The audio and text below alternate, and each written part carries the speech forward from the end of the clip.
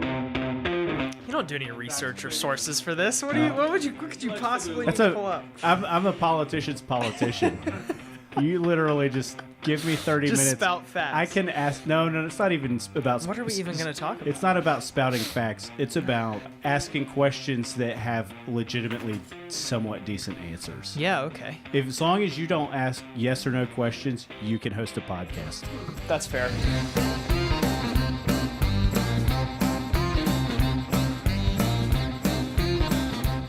Hey everybody, welcome into the Ben Burnett Show. The Ben Burnett Show is brought to you by Strongside Solutions. We want to thank Wendell Strickland and Grant for sponsoring our podcast. My guest today is Preston Thompson, the liberal Democrat strategist he was literally responsible for the entire blue wave across Georgia. Welcome in, Preston. It was me. It was you. You're welcome. So let me ask you this. As a guy I've met last week, follow you on Twitter. Oh, God. I love people that don't necessarily feel like I feel about everything else because I'm a huge proponent and believer of the marketplace ideas. And I don't think everybody's always right. I don't think everybody's always wrong. And I think that the more good ideas that you get, regardless of the issue, the best idea, meritocracy wins. In the end, it may not get there at first. It may get there. It may be something that progresses over time. But I generally think that the government in this country gets more transparent. It gets better. I think that solutions are meant to be fought behind closed doors. The best ideas come out in public. How did you get into politics?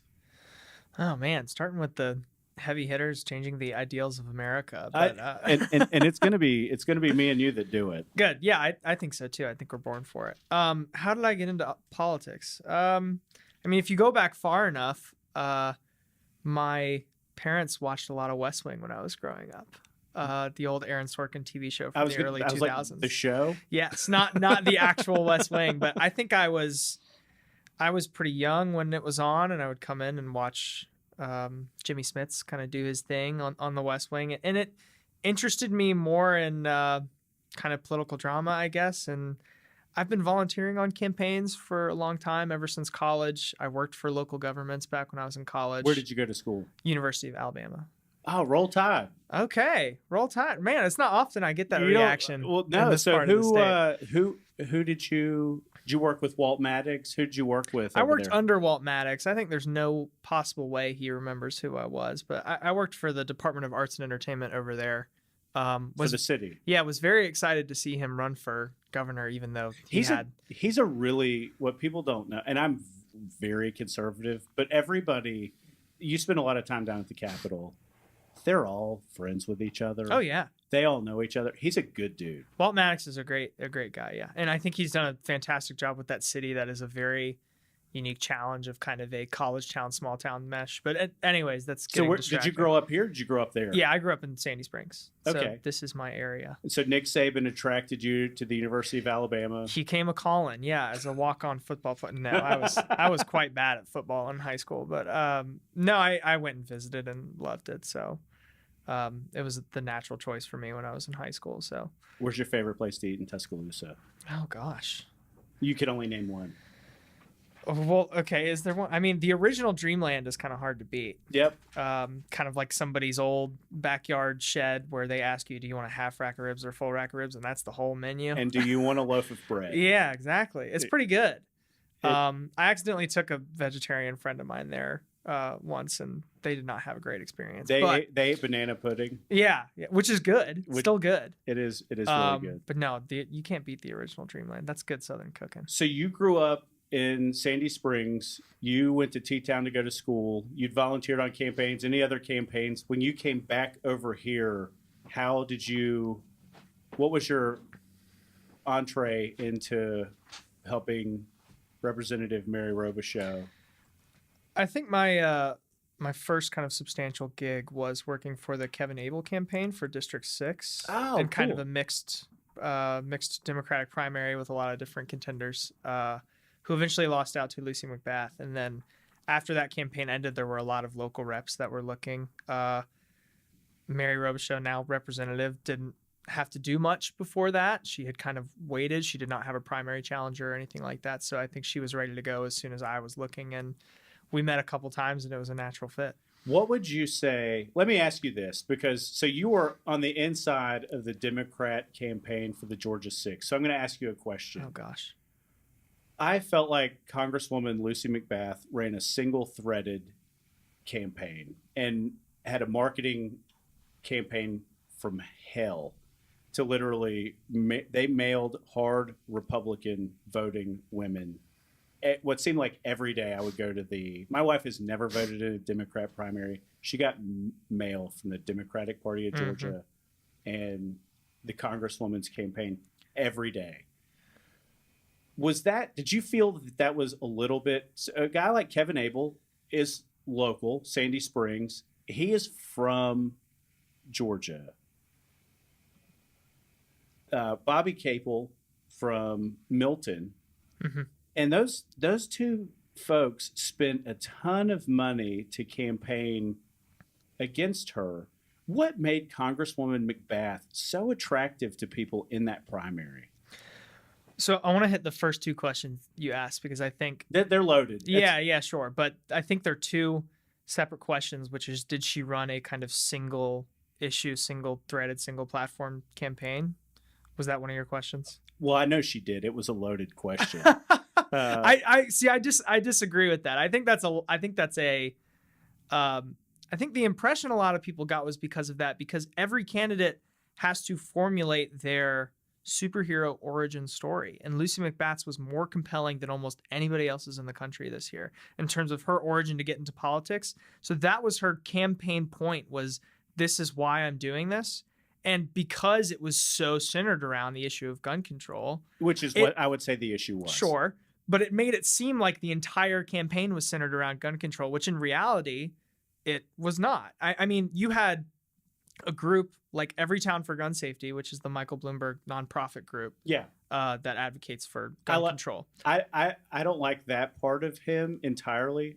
I like him a lot. Okay, well, good. I'm glad we established that. But you had that group coming in and running ads on healthcare and like common sense healthcare solutions. So in fact, these organizations that usually are one-dimensional were becoming multidimensional because they knew they couldn't win on just a single thing. So I think because her origin story was getting the most amount of coverage out of anywhere, it seemed like this is a single issue and single platform person. And also, like, we can't forget her work at the time was advocating for that issue. So like, it's hard to separate somebody's career. If somebody's career and their background and, you know, kind of why they're doing this, that the answer to that question, if it all runs to the same thing, it's certainly going to seem like that's the only issue they care about. But I think there were a lot of ads run. There were a lot of debates where that was certainly not the only thing that was coming up. So if I'm the high voter score, and here's where I'll push back on you. If I'm the high voter that will vote in every election every 4 years, or every election during an entire 4-year cycle, and I say that as a common fan's probably the wrong word, common listener, keeper up with, especially local politics, the thing that gets lost is that a congressional race is a local race because it's issues based around things that are national, but it's your city next door, especially in Georgia. In metro Atlanta, it's small. It's not like Ocasio-Cortez, where she could literally walk and hit every door that she needed to hit. Like the fact that there's 6 or 7 congressmen or women in New York City alone. Mm-hmm. So you literally don't have to get in your car. This isn't that small of a geographic footprint, but East Cobb, Sandy Springs, it's not far. You can go reach almost the entire district in 35 minutes. Yeah, sure. On a good day. Yeah.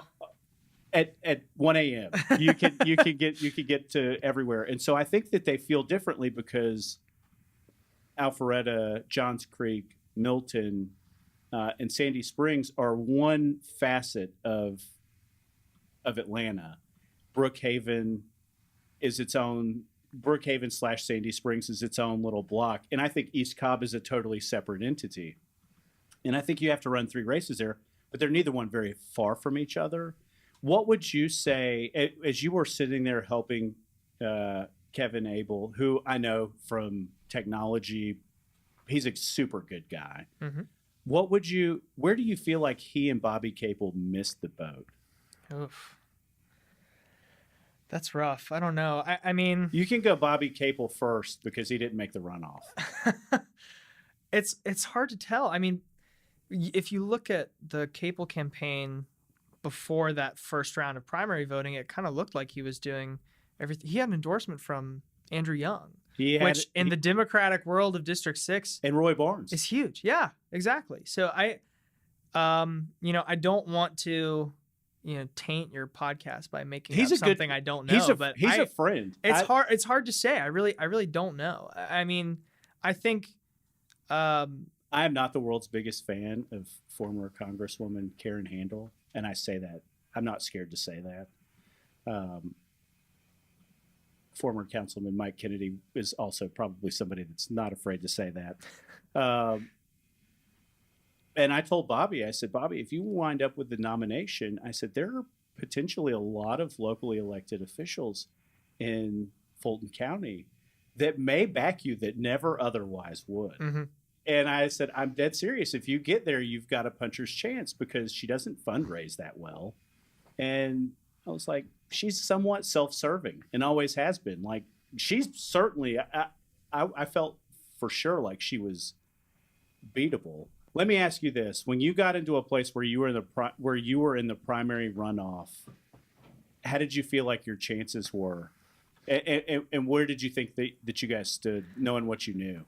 Well, I don't want to pretend that I had a great outlook on either way of how it was going to go. I dealt mostly in communications. We were just trying to keep our head down and do our best. I will say one of the more unique things I'll say, but really the word is more wild, is the night of the election, the New York Times and WSB and all these other outlets we were following had the numbers, for all intents and purposes, backwards, where it was showing most of the night that we were up by 6 or 7 points. And looking at the precinct by precinct results from the Secretary of State website, they didn't match up. So everybody in the room thought maybe we were ahead, and then a couple people knew we were probably behind. I have never experienced anything like that. It was a really weird place to be. And then all of a sudden at 1 o'clock in the morning, the New York Times just basically swaps the numbers and shows that, the Abel campaign lost by 6 or 7. Surprise! It was so wild and unlike anything I've ever experienced. And, Kevin had to get up and make a speech and basically tell the whole room what you're looking at is not correct. So this is not a win. I wouldn't be surprised if he had people congratulating him. Man, it's a tough. weird case of reporting. I don't understand what happened. Maybe somebody on their team does, of why those were backwards. But in terms of how confident we were, I was just trying to get through. But I knew that she had she had a lot of momentum going into that. I mean, it's hard to. She had a ton of special interest money. That and the Year of the Woman cannot be discounted. Yeah. I mean, she had the kind of North Fulton women's groups volunteer efforts that were written about months after that as a national story.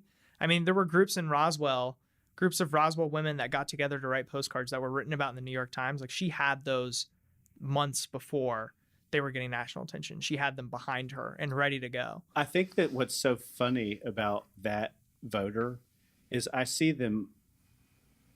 I volunteer at Alpharetta Elementary School, and so it's this pocket 3 minutes from here. And I see those women, and I cannot figure out for the life of me, because that is not my political circle at all. And they always stop me. I can't ever, they're always like, thank you for everything that you do for Alpharetta. I listen to all the app and podcasts. Like, thank you for representing me. And I'm like, do I? Do you actually listen to anything? I'm like, hey, listen, I'm grateful, but I saw some of them today. And I was like, I don't know if it's just an authentic message. I don't know that it's a party over that. I'm not sure. I can't, and I don't know that anybody really knows yet, but the Year of the Woman was something, obviously the president's favorability rankings with educated women couldn't be worse. And Yeah. that helps any Democrat strategist today. Well, let's take a quick break. We got to step away and make some money. Are you a business owner with over 150 employees? Did you just receive an increase in your healthcare premiums again this year? When it comes to the cost of healthcare, there is something you can do to control costs without sacrificing quality. Strongside Solutions developed eBenefits, a program that provides the restructuring of the individual parts of the healthcare delivery system to employers and their employees. With only 120 employees, the eBenefits healthcare model helped the city of Villa Rica save over $1 million in 2018 alone. Restructure your healthcare, release those trapped capital costs, and manage your healthcare spend the way you would any other facet of your business. Call Strongside Solutions today at 770-4STRONG. That's 770-4STRONG, or visit them online at strongsidesolutions.com. Thanks, Preston. Thank you for tolerating the greedy capitalism moment of the Ben Burnett show. You know, us liberals, we hate capitalism. They do. Hans is the worst. Liberal Hans. Let me ask you this: as you move forward to now Representative Robichaux, what would you say? How did you get engaged in that campaign? What did you say? How'd you get involved? Well, I mean, it was just. Were you a known quantity? Oh gosh, no. I will write you back as soon as the day I'm a known quantity. Only this show can get me there, I'm sure. But she was looking for staff, and she had an existing relationship with Kevin Abel, and he was nice enough to kind of give me a nice recommendation as a young guy with lots of energy. And that's on some of these campaigns, you just need people who drink coffee and stay up 21 hours a day. Yes. Yeah. People like, the high level bird's eye strategy minds are great, but it's more about just put in the work and work with this person and this person alone and get it done. I have a very good relationship with Betty Price and former Congressman, Secretary of Health and Human Services, Tom Price. I think they're really good people. What issue, and I'm not going to sit here and say that you won by a landslide, because everybody knows that wasn't the case, but what issue did you feel like your voters gravitated to the most in that Roswell House race? Weird answer here, but I'm going to say communication, because I think it wasn't a central issue that we talk about healthcare, the environment, and issues in that sense. I think it was more of an issue of communication with constituent. I think the people that we talked to on the campaign trail were looking for someone who would talk to them. And they said, we can disagree on all of these things, but you came to my door and you talked to me about this issue for 20 minutes. And a lot of people whose doors we knocked on during the campaign said, this is the first time I've ever talked to anybody that's represented me at any level. And that's hilarious. That's very powerful. It is, because you could be a serial killer. And I say that tongue in cheek, but as a guy who sat there and knocked on 1,500 doors or 2,000 doors, I'm like, and I saw and I kept up where I did it, and I looked back at how I did it. I was like, I literally could have told you anything, but I stopped by. And I laugh tongue in cheek that you say it's the first time anybody had ever knocked on my door to ask for my vote, but it's the dadgum truth. It is literally, if you're not somebody who already has their mind made up one way or the other, it is the reason that somebody will go to the polls. I should say Mary, just herself, just alone, and I was there most of the time, but just alone, knocked on 4,000 doors, and we won by 161 votes. So it's hard to say that, tons of things can make the difference, but she wanted to talk to everyone. And a lot of Democratic strategists and Republican strategists will tell you that it's more important to knock your own party's doors. And including me, I said that. But she said, okay, if I put more time into it, if I dedicate to doing more hours a week, can I hit both parties' doors? I want to hit more than just the people who we think might show up for me. I want to hit people who I can convince, which is a novel thing in today's politics. The hard Democrats and the hard Republicans are the ones I wouldn't knock if I had to choose. Mainly because you're going to go to the poll and you're going to vote straight ticket in a general election. But that 2/3 of the people in the very middle of this country, and I literally say this country like, I've voted for a Democrat. I've definitely 90% of the time for Republicans. I voted for Democrats in the general election this time through. I thought that John Barrow was the guy had been gerrymandered out of his district so many times as a congressman that, he wasn't the most liberal guy in the world. And I honestly thought that he would win, and was a little bit surprised that he didn't. But at the same time, I do think that the vast majority of people in this country, especially when you get to metro areas, can be swayed one way or the other.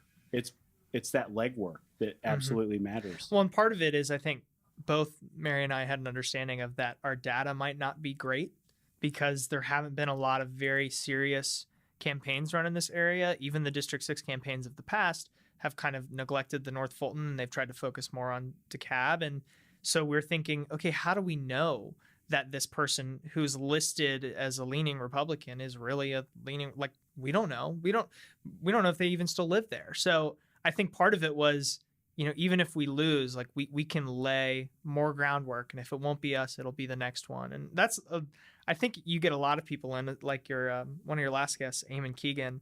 I think we both, we disagree on a lot, and obviously we represent different people, but we both agree that for a lot of these places, it was almost inevitable and kind of an eventuality, especially in places like Gwinnett County. Like, the Democrat was going to win there eventually. So I told Mary, I was like, even if you lose, because it was going to be close, we can lay the groundwork for the next person. And if they lose, they'll lay the groundwork for the next person. And eventually it will happen because Metro Atlanta is changing, and there's nothing that one candidate can do to kind of fight that. How much do you feel like the president is wind at your back? You mean like good wind? Yeah. How much do you think he helps every Democrat running that just got done and will be on the ballot in 2 years? Because I'll be 100% honest with you, there's nothing I would do to run for Congress or a federal office with him as the president. Not because I don't think that the vast majority of what he advocates for agrees with my beliefs. I just am not interested in wasting time and money to just piss in the wind. Mm-hmm. And I think that I'm very good friends with Senator Beach, but I think it's going to be tough.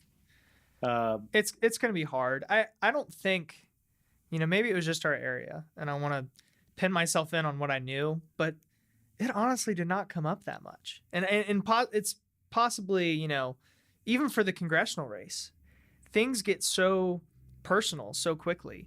And this president, with his antics and the tweeting and things, if he was giving somebody their health care or giving somebody a better paying job, they'd get over it. They'd get over it. I mean, I'd get over it and say, I don't agree with his tactics, but I'm getting paid a lot more now, or whatever it was. So I think these issues just got a lot more personal so quickly. And I think high level, I think it's easy to write off a lot of that as the president putting wind at people's backs. But I think it's more likely that he's a symptom. He's not the problem. And I know I'm not the first one to say that, but meaning that he plays to his base of support is largely not a metropolitan voter. No, meaning that the state of our politics right now, nationally, getting really high level, he did not cause any of what we are in. He is I'll say, because I'm a Democrat, he is an unfortunate byproduct of the system we have right now. So I think people see that, and they see, people want to feel hopeful that even beyond him not being in office anymore, things will actually change. I don't think they see the president as a breaking point right now. I think they see him as a byproduct of a system that was ready for someone to come in and be bombastic and things like that, and for a party to support him wholeheartedly. And for a jungle primary to weed out, him. I said it when he went down as a guy who sits in locally elected government, who sees what gets approved at the state and what gets shoved down our throats from a municipality. I'm like, who would vote for this? And it's not that, and it's on both sides. It's 100% on both sides, is that they carried legislation to help the forestry industry in Georgia, and they allowed wood to be used on multifamily housing units either last year or the year before. And it's like, guys, apartments made out of wood is a really horrible idea. Not because they weren't at one time a great building material, but because if one apartment goes up, they will all go up. And I was like, why would you restrict my ability to say that we can't do that? It makes no sense from a city council person. They just wanted to help an industry, and there were some lobbyists down there that found the votes to do it, and they were like, okay. And it was nobody asked the next question. And I think that when he came down the escalator at Trump Tower, there were a bunch of people who knew that whether or not Washington or the state or a city has the fix that's in, he told them they did. And I think that voters believe what they're told. And I think he was tireless, and he told a story, right, wrong, or indifferent, that he figured out what the message was, and he just beat it 5,000 times a day to anybody that would listen. And the media just couldn't help themselves. Like, they want to criticize him now, but they're entirely responsible for him. No, I was thinking about this in the car, and I'm a young guy, so I don't have this ultimate wisdom of journalism or anything like that. But in school, when I used to write for the local paper and things like that, I was always told that I was not supposed to be in the story. And there is a new breed of advocate journalism. They must be the story. The story is now me. The story is now me not being able to get the story. And that's so incredibly important, that, the way the media is being treated. But it's hard to reconcile that and not have them be the story all the time, because nobody wants to watch Jim Acosta be persecuted again. I mean, like, I understand it's difficult that you can't get your questions answered. I get that, but the story is being lost because it's you now. Yeah. And I find that incredibly frustrating. As someone who does get into the weeds and does try and figure out what the actual consequences of some of these things are, it becomes this whole culture of me. Yeah. Well, yeah. Well, I don't want to say that, because now I sound like the generation yelling at the millennials. But I am one of them. I've talked to Hans about this. Every time that the White House makes Jim Acosta the story, he's worth another $500,000. Oh, they love it. And that's so unfortunate, because it's not what it's intended to be. But CNN loves it too. They do. You watch Game of Thrones because they have compelling characters and because their characters are written well and they have character arcs. Whether or not Jim Acosta is going to get a question off to Sarah Sanders is a compelling character arc. It is a TNT we know drama kind of story. But the problem is that story eclipses what she said just before about how they're going to drop out of the Russian nuclear treaty. So, eye on the ball is basically what I'm saying here. And I understand it's hard. I don't have sympathy for anyone trying to basically drum up support for how the media is being treated. But what would you say, and we'll close here, what would you say is next for you? Are you going to try to pick up folks for municipal and city council races in the next year, or are you content to sit and wait and just strictly do partisan races? Well, I was going to manage your District 6 campaign before you decided you weren't going to do it. I was so tempted. Hans had told me to tweet out my disclosure for city council that has 1 penny in it. I literally spent 100% of it, but I told him that's good. That's what you're supposed to do. People donate that money so you can spend it. Well, nobody needs to see $8,000 in a city council member's account. That's like, what are you doing from here?